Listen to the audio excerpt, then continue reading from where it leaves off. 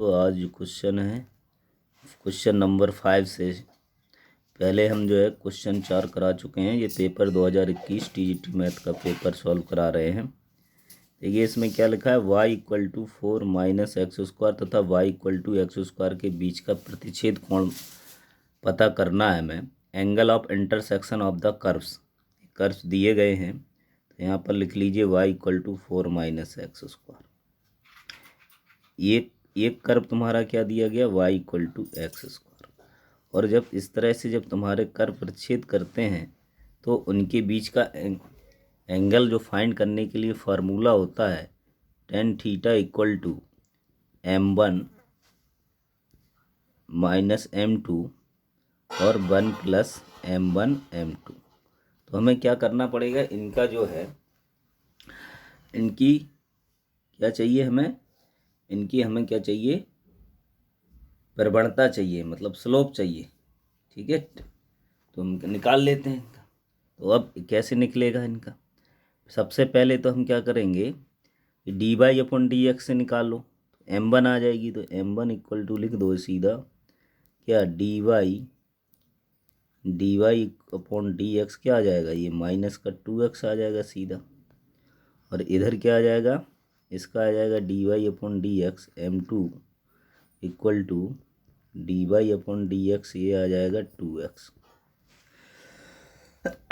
लेकिन हमें यहाँ पर प्रतिच्छेद बिंदु तो दिए गए नहीं, उनको और पता करते हैं। अब y=x² रख देंगे यहाँ पर, तो हमें क्या मिल जाएगा, देखो यहाँ पर जो हमारा दिया गया है y=4 - x² और y=x² दिया है, इसको रख दो यहाँ पर। तो यहाँ पर आ जाएगा 2x² = 4, तो x² = 2, तो x बराबर ±√2 मिल जाएगा हमें। क्या मिल जाएगा, x = ±√2। क्लियर। अब यहाँ पर जो हमारी जो प्रवणता है, यहाँ पर x की वैल्यू रख दो। x = क्या आएगा भाई, x ही x आ रहा है दोनों।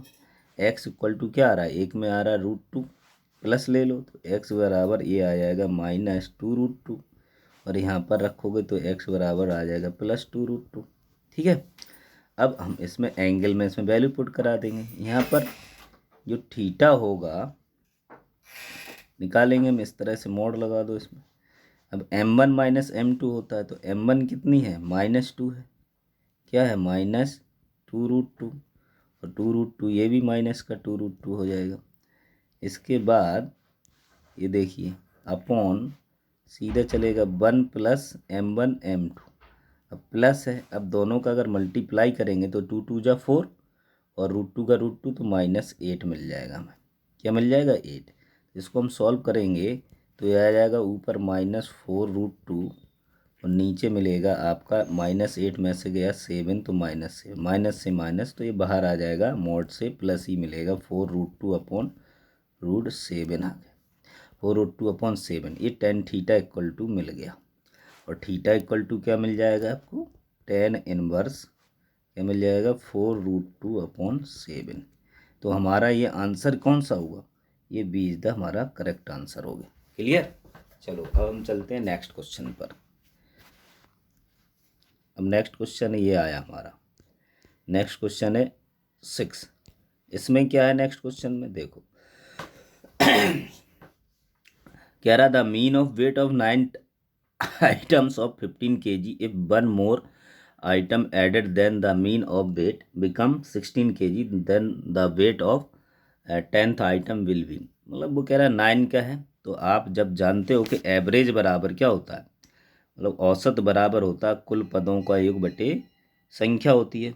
ये एवरेज जो होता है औसत बराबर कुल पदों का योग, मैं शॉर्ट मेथड भी बताऊंगा इसका, 1/, पदों की संख्या होती है। इससे हम क्या निकाल लेंगे, सबके पहले 9 वस्तुओं का माध्य 15 किलोग्राम दिया गया, इससे हम 9 वस्तुओं का भार निकाल लेंगे। 9 वस्तु का भार कहाँ आ जाएगा, इसमें रख दोगे आप 9 वस्तु का भार। यहाँ पर एवरेज कितना है, 15 × 9 हो जाएगा 135। इसी तरह 10 वस्तु का भार निकाल लेंगे। भाई एक वस्तु और जोड़ दी जाए तो 10 नहीं हो जाएंगे, और भार कितना, माध्य कितना हो जाता है एवरेज 16। 10 वस्तु का भार हो जाएगा हमारा 10 इंटू कितना 16, 160 हो गया। अब इनमें से जो 9 वस्तुओं का भार और 10 जोड़ी गई उस वस्तु का भार चाहिए तो हमें सब्ट्रैक्ट कर दो, सीधा क्या मिल जाएगा, तो 1/10वीं वस्तु है, वस्तु का भार चाहिए हमें, तो क्या करोगे आप सब्ट्रैक्ट कर दो, तो कर दोगे 135 में सब्ट्रैक्ट कर दिया 5 और 6 में से 4 गया 25, तो हमारा सी इज़ द करेक्ट आंसर हो जाएगा। दूसरा तरीका देखो क्या होता है, शॉर्ट मेथड। शॉर्ट मेथड ये होता है, इसमें क्या करते हैं, जैसे 9 वस्तुओं का भार है 15 है एवरेज, ठीक।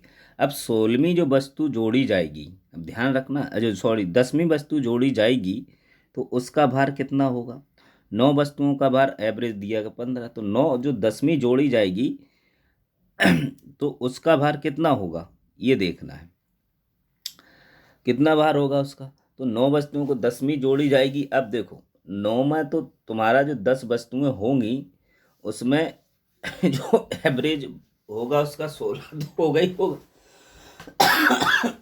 9 तो पहले ए होगी और 16 तो होगा ही होगा, उसका क्या होगा इसमें 9 वस्तुओं का भार, देखिए 9 वस्तुओं का भार तुम्हारा कितना है, 9 वस्तुओं का भार 15 किलोग्राम है और 10वीं वस्तु जोड़ी जा रही है, तो 9 वस्तुओं का भार जो 15 किलोग्राम है।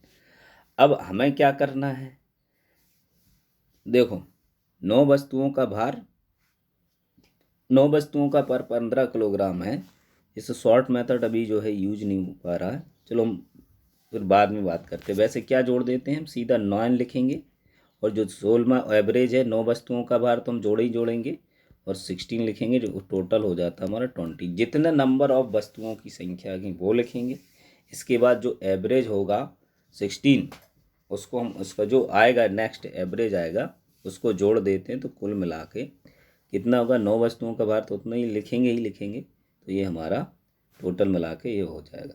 चलो हम चलते हैं नेक्स्ट क्वेश्चन पर, ठीक है। अब हम चलते हैं नेक्स्ट क्वेश्चन पर, ये देखिए नेक्स्ट क्वेश्चन क्या है,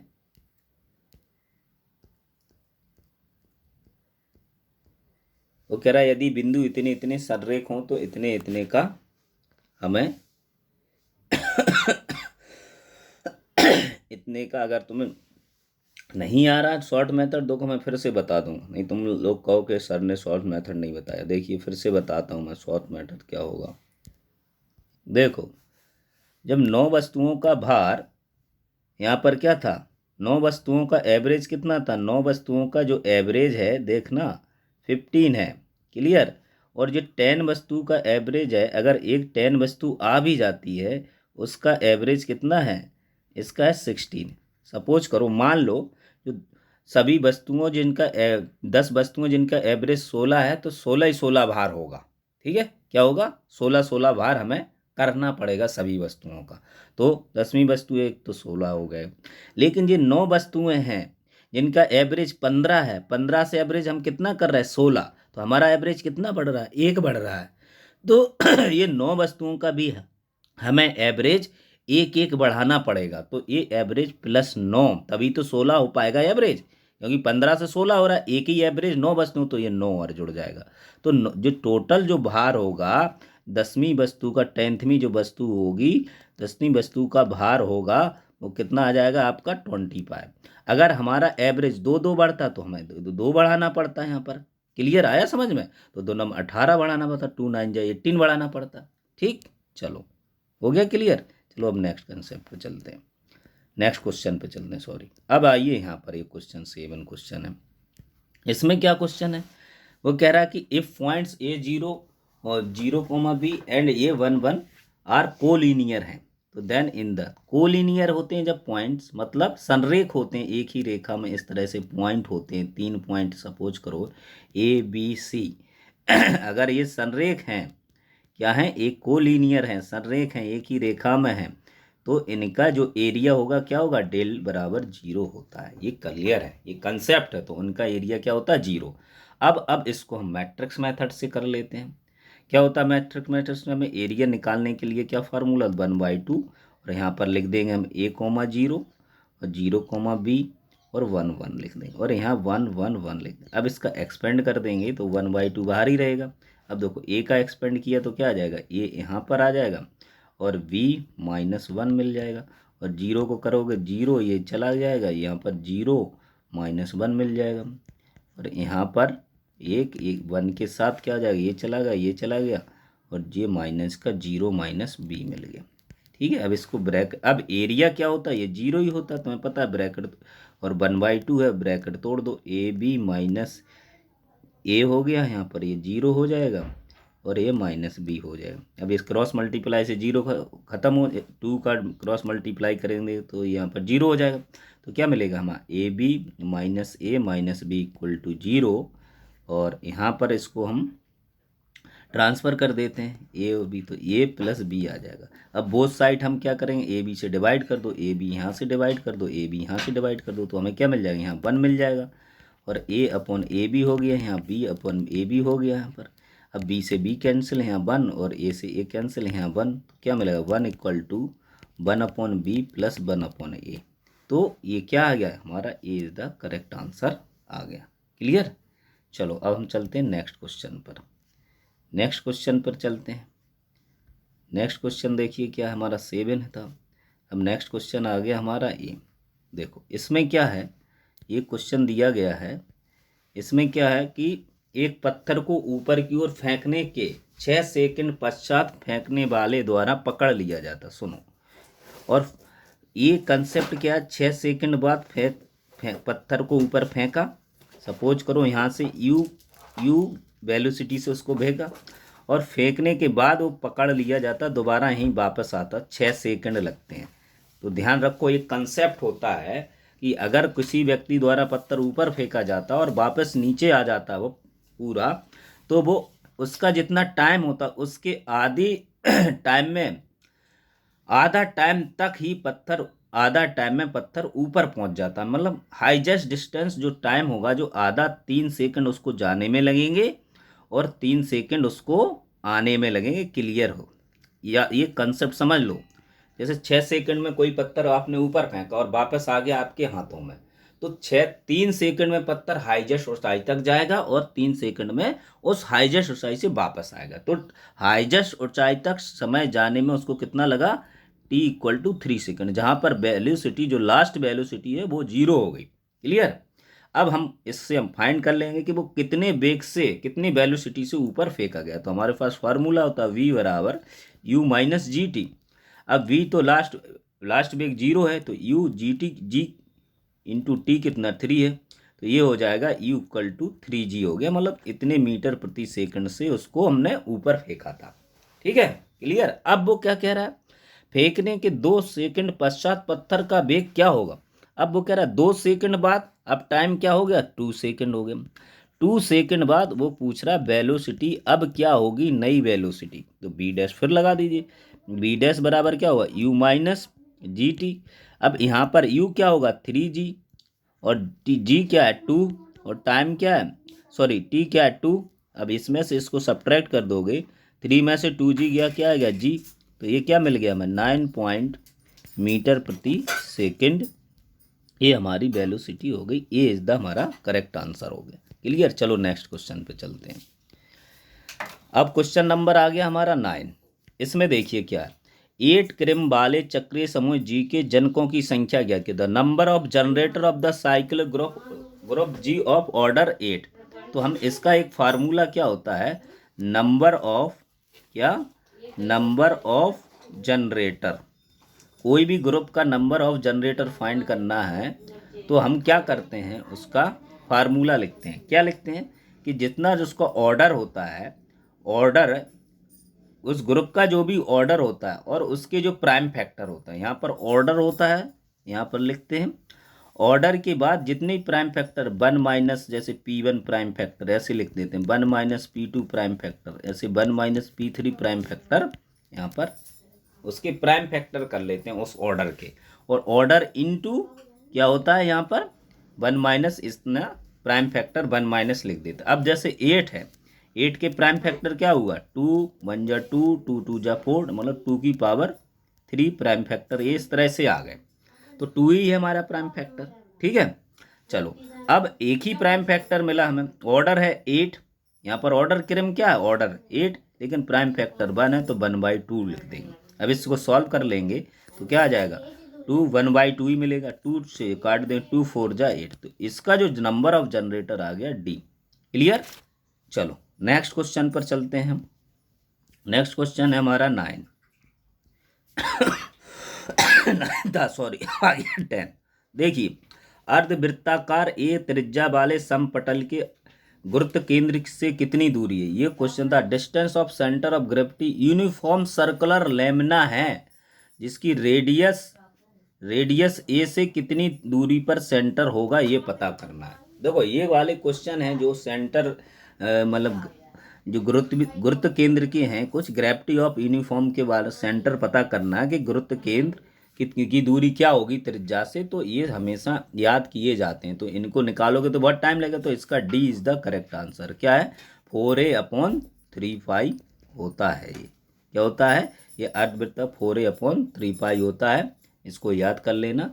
ये इसके बहुत सारे, इससे मोस्ट इंपॉर्टेंट क्वेश्चन है, जैसे अर्धवृत्त है, यहाँ अर्धवृत्ताकार है, ये ध्यान रखना। किसी में अर्धवृत्त होता है तो उसका a/2 होता है सेंटर से, मतलब गुरुत्व केंद्र क्या होता है, केंद्र से कितनी दूरी पर होता है, a/2 दूरी पर होता है। तो वो अच्छी तरीके से याद कर लेना। क्लियर। बहुत सारे इसमें मतलब समपटल है, अर्धवृत्ताकार है, और तुम्हें बहुत सारे और डायग्राम दिए जाते हैं तो उनका। चलो नेक्स्ट क्वेश्चन आ गया। नेक्स्ट क्वेश्चन है 11। एक बल क्षेत्र इसमें से एक वस्तु पर रेखा बिंदु इतने से इतने पर विस्थापित होती है तो किया गया कार्य। The work done is the moving object from along the straight line from point इतने से इतने। देखो इंग्लिश में थोड़ा जल्दी क्लियर हो जाता, आप इंग्लिश जल्दी पढ़ा करो। यहाँ पर पॉइंट कहाँ से, यहाँ से मूव हो रहा कोई पॉइंट, यहाँ इस पॉइंट से ए पॉइंट था, यहाँ मूव हो गया कहाँ 2 - 1, तो ये इससे हमारी डिस्टेंस आ जाएगी। मतलब ओ ए से ए बी निकालना तो बी डी निकाल लो। डी क्या, सब्ट्रैक्ट करो, 2 में से 3 गया -1, ठीक है, और 1 में से -2 गया तो -3 आ जाएगा, और 4 में से -5 मिल गया, ये होगा।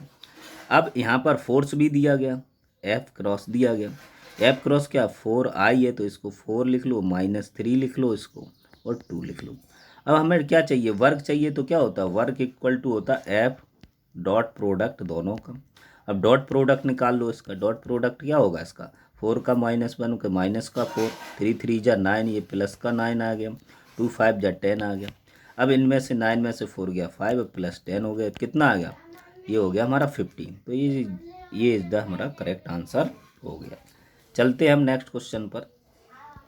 ये 12 क्वेश्चन क्या है, देखिए 12 क्वेश्चन क्या है, यदि W इकाई एक काल्पनिक घनमूल है तो इसकी वैल्यू हमें पता करना है। क्या है, काल्पनिक घनमूल है, तो देखो काल्पनिक घनमूल हो तो मतलब ओमेगा क्यू इक्वल टू हमारा यहाँ 1 दिया गया, और एक और रिलेशन होता है 1 + ओमेगा स्क्वायर इक्वल टू होता है 0। ठीक है, ये दो रिलेशन है। अगर इकाई घनमूल दिया गया हो, unitary cube root of unity दिया गया हो, तो अब इसको खोल दो। यहाँ पर 1 लिखा, 1 लिखो, ओमेगा 6 लिखा तो इसकी वैल्यू भी 1 हो जाएगी, क्योंकि क्यू की वैल्यू 1 होती है तो 6 की भी वैल्यू 1 होगी। ठीक है, ओमेगा 8 की वैल्यू स्क्वायर होती है, क्योंकि ओमेगा 6 इक्वल टू 1 हो जाएगा। यहाँ ओमेगा 6 1 और ओमेगा 1 ओमेगा है तो यहाँ पर 1 हो जाएगा। 7 की वैल्यू, सॉरी यहाँ पर ओमेगा आएगा, 7 की जगह 6 की 1 हो जाएगी। यहाँ ओमेगा 8 स्क्वायर आ जाएगा, ओमेगा 7 यहाँ ओमेगा आ जाएगा, यहाँ 1 आएगा। अब इसका तुम एक्सपेंड करना तो एक्सपेंड कर दो, जल्दी हो जाएगा।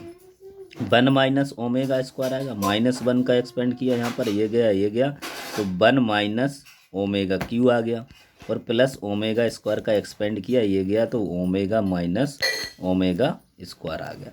अब देखिए यहाँ पर इसको खोल दिया, 1 - omega square, omega 1 - omega cube की वैल्यू 1 होती है, इसका इसमें मल्टीप्लाई किया, ओमेगा क्यू इसमें ओमेगा 4 हो गया।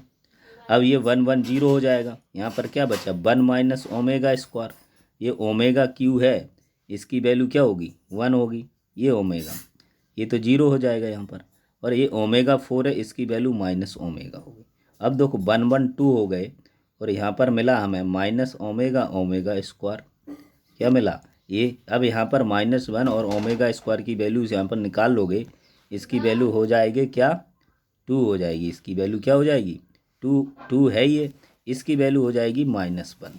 क्या हो जाएगी इसकी, -1 और 2 + 1 हो जाएगा और ये हो जाएगा 3। तो डी बी इज़ द हमारा करेक्ट आंसर हो गया। नेक्स्ट क्वेश्चन क्या है, नेक्स्ट क्वेश्चन 13 है। अब आज क्वेश्चन यहीं तक रखते हैं। कृपया आप मेरे चैनल को सब्सक्राइब करिए, लाइक कीजिए, शेयर कीजिए। तो मैं आपको 10 ईयर्स के पूरे फुल पेपर सॉल्व कराऊंगा। इसके बाद मैं गूगल डॉक्यूमेंट से आपकी प्रैक्टिस कराऊंगा। ठीक है।